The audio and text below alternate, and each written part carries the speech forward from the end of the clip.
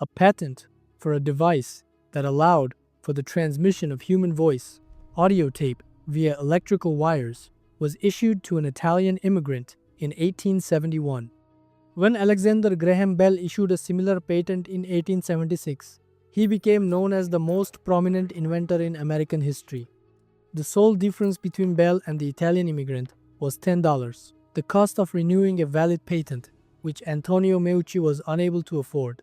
In researching forgotten inventors, this story stands out as perhaps my and many others' most regretful tale of an inventor who originated the telephone and watched as another individual obtained credit for the invention.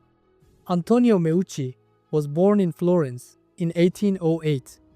He worked as a stage technician and built sets and managed the equipment in theaters. Meucci had a curiosity about electricity. He didn't know much about electricity either, but it was something that fascinated him. In 1835, while conducting an experiment to relieve his headache using electric currents, he made one of the most incredible discoveries of his life. As he applied the electrical current to the patient, he heard as if the patient's voice was actually traveling through the wires. You cannot imagine what it must have been like in 1835 as a stage technician, having just discovered that it was actually possible to transmit a human voice through wires. Most people would have never thought it to be anything unique. They would have dismissed it as simply some strange coincidence. Ago Meucci unfortunately became fixated upon this discovery. In 1850, Meucci and his wife immigrated to New York City in search of a new life in America. They arrived with few possessions and Meucci had many odd jobs, while his wife suffered from rheumatoid arthritis, forcing her to remain in bed for extended periods of time. Even though Meucci was living in poverty, he continued to work on a device that he wanted to create, to allow him to communicate with his ill wife from his workshop without having to carry supplies up and down the stairs from his workshop. Meucci completed his prototype in 1856, creating a working telephone called the teletrofono. Meucci communicated with his bedridden wife upstairs from his workshop downstairs through electricity and wire. 1856, 20 years before Alexander Graham Bell filed his patent, and 20 years before Bell was born, Meucci was talking to his wife through a conductive wire from his workshop. Meucci was fully aware of what he had created. It was going to change everything. Unfortunately, he was living in poverty.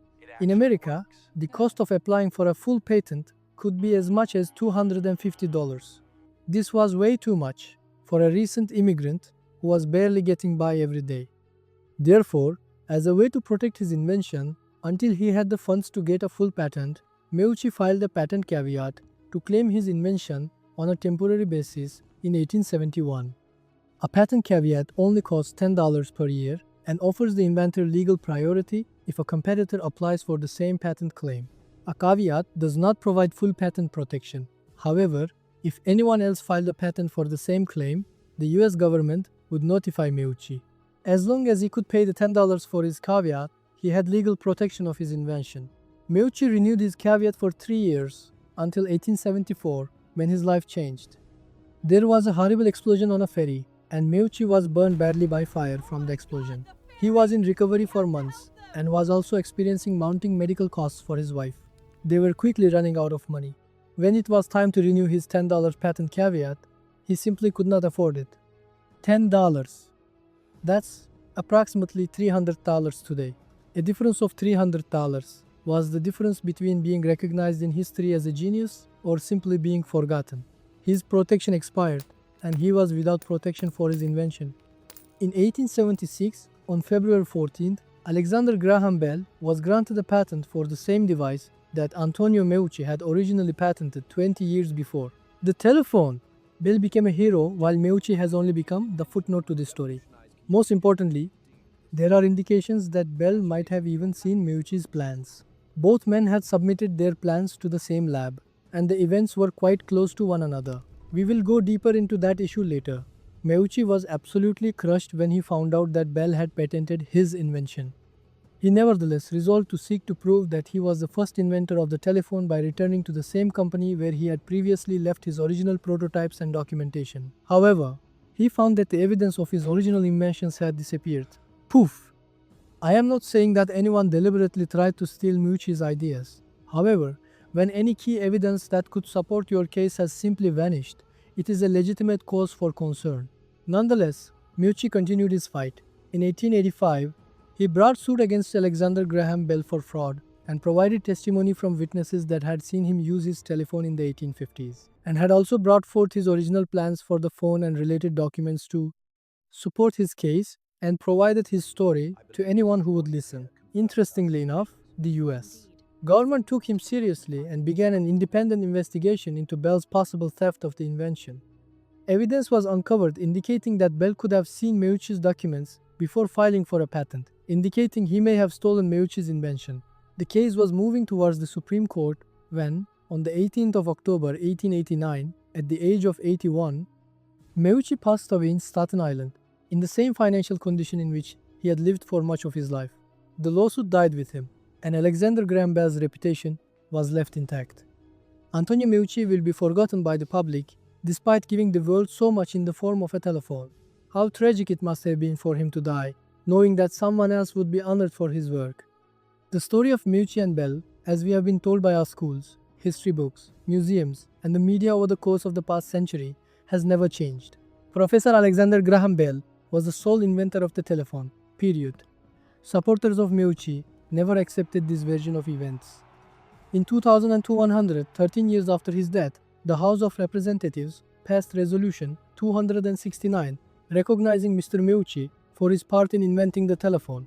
The resolution concluded that if Antonio Meucci had been able to pay the $10 fee to maintain his caveat after 1874, then the Bell patent could not have been issued, support Meucci's claim. It has now taken America 113 years to officially recognize that this version of history is inaccurate.